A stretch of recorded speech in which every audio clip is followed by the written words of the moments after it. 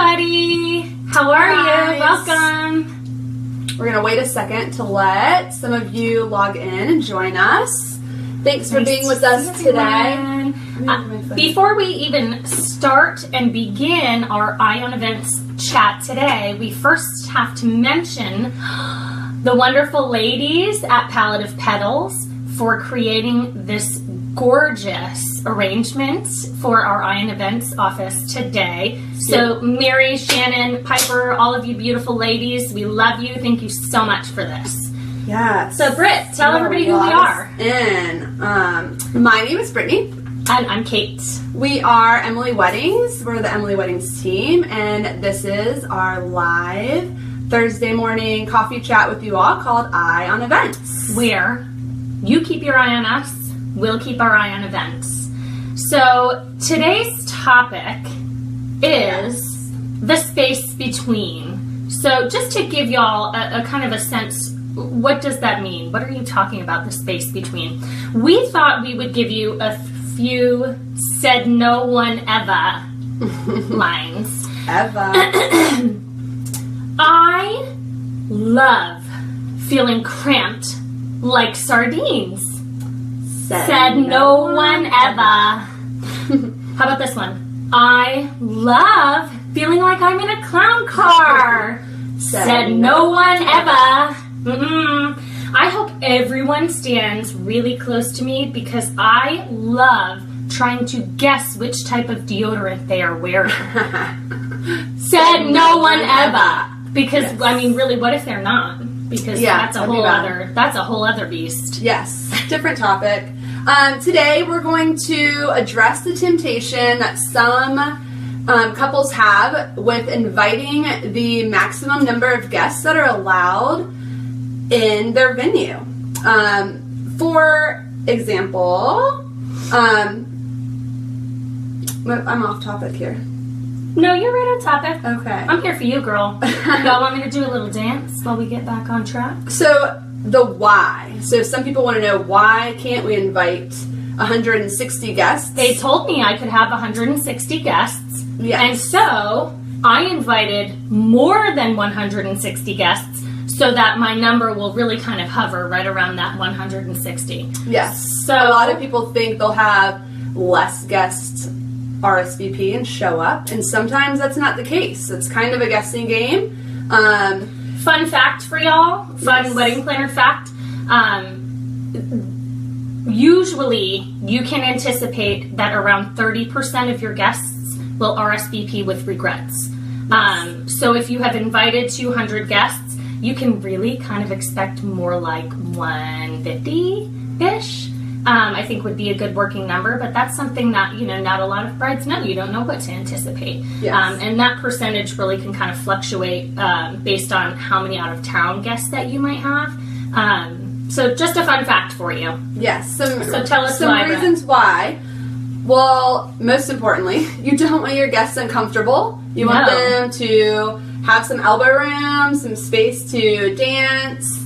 Another reason is you don't want the staff or event help, the caterers, for example, to be moving things in front of your guests. We always try to avoid that when possible. So what does that mean, though, Brittany?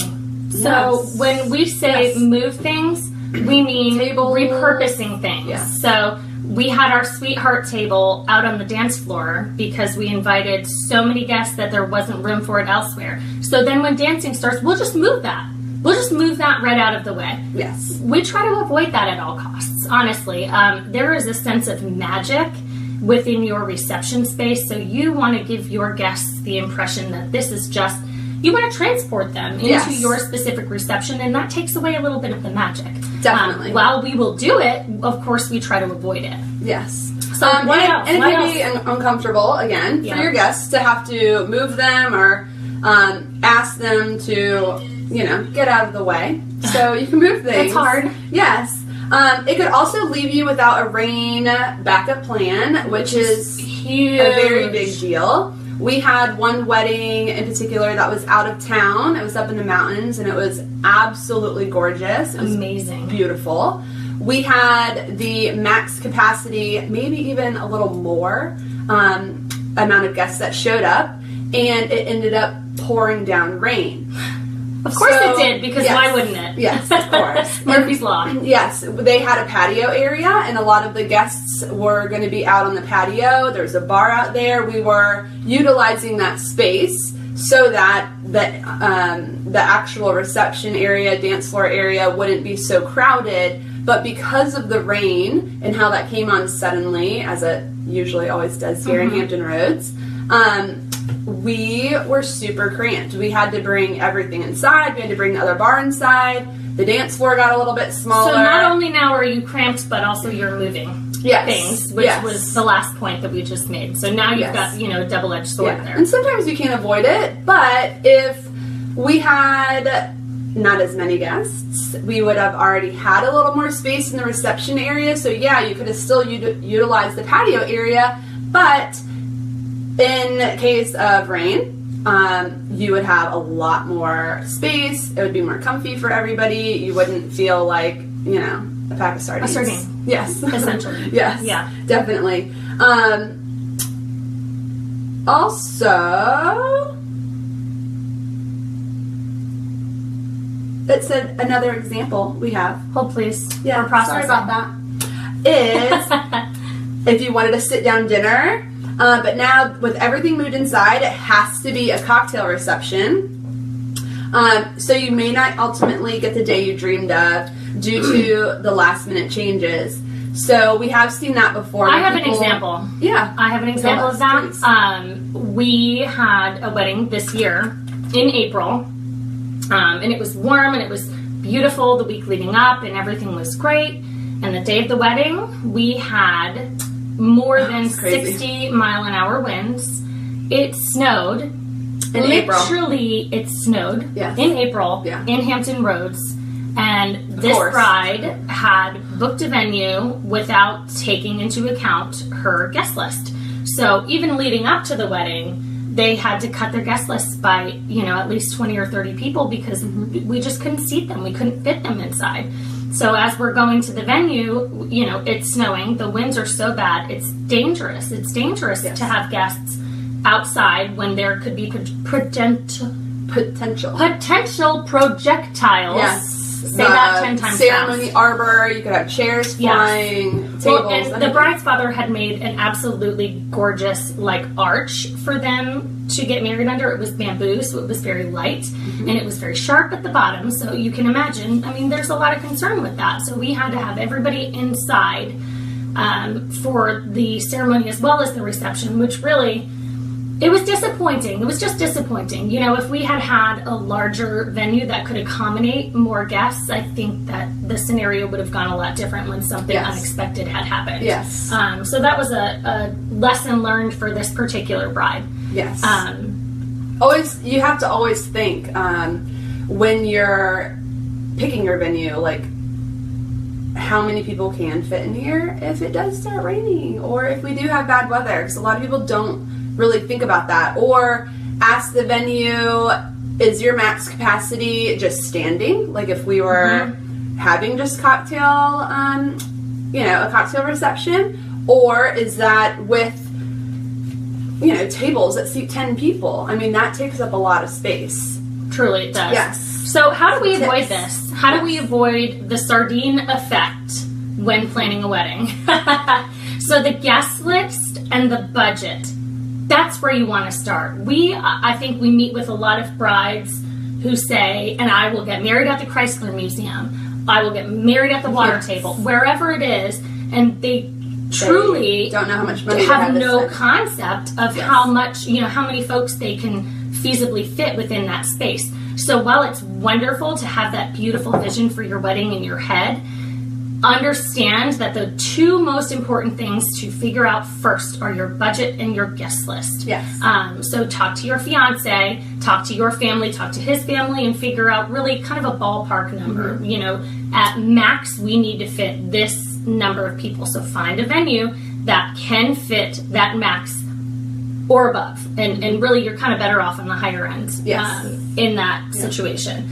So after you have an idea on the number of guests and budget, you can locate that venue to fit everyone. Don't keep adding guests because the space can seat them. Yes. Why? If you weren't going to invite them, if you were considering not having them on the guest list, then you will be fine without them. I mean, truly. You are only adding a higher number to your bottom line at that point. So here's another little figure, another little tip for you. On average, for every 10 guests at your wedding, that's costing you $1,000. Average. $1,000 for every 10 guests, which really equates to about $100 per guest. Yes. So that includes, the meal, the centerpiece for that extra table of 10, the chairs, the linen rentals, the food, the extra slice of cake, all of that. Stationery. Yeah. Paper products are really expensive as well. So $1,000 for every 10 guests. So take that into consideration when you're like, well, maybe this person would want to come. Certainly, but do you want to spend $1,000 for them to come? And I'm certainly not saying, hurt people's feelings. But don't add guests that you wouldn't have normally simply because your venue says we can fit 250. Yes. You have some questions to ask before you do that. Yes. Definitely contact your planner or the venue coordinator to see how many can comfortably fit with the dance floor in place, with your tables and your chairs present, and in case it rains, because you never know. I think the key word there is comfortably. Yes. If there are a couple of venues that we've worked at that can hold 180. But it's not very comfortable. I mean, it's beautiful still, but it's not very comfortable at that higher end of the limit, I guess. Don't push your limits. That's how I should phrase it. Yeah. Good advice. So yeah, we want to know, folks. We want to hear your stories. We want to hear what you think. Tell us, what was your venue? How many guests did you have? Did you feel cramped? Did you feel it was too spacious? So tell us your stories. We are Emily Weddings. This is our Eye on Events Facebook Live series. We've been doing giveaways. Ooh, more recently. So fun. Vanna White. I'm going to show you the mug. So we have given away now 3. Yes. 3 of these mugs. And we are looking to produce many, many more. So keep watching. Keep with us. Yeah. You keep your eye on us, and we will keep our eye on events. Thanks, guys. Thank you guys so much. Have a great day.